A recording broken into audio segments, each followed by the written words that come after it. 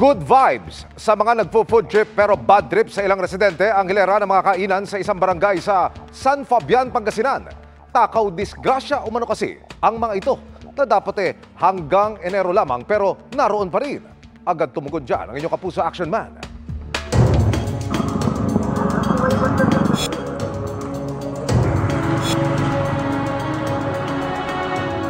Lumpiang ano ate?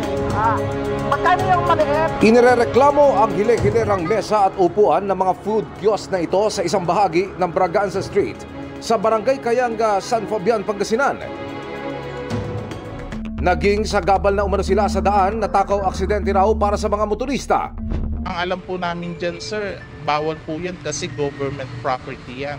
Bakit pinapayagan niya na mag-install sila dyan na dumadami yung taong nakakaabala sa mga sasakyan?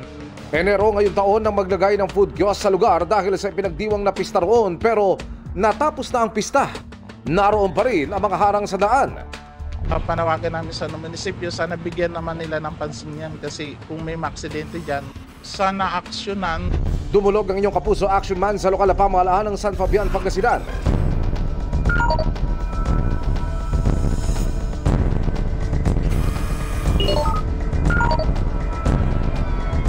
Gusto nilang kumita, tuloy-tuloy yung kita nila, kaya napayagan na lang namin. Ito ba may mga permiso mula sa munisipyo?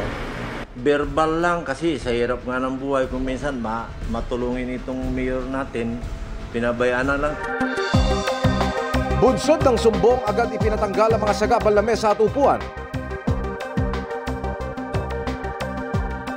Sabi ko, abusado naman sila. Alam nyo naman yung mga tao kung minsan mapagbigyan mo sila.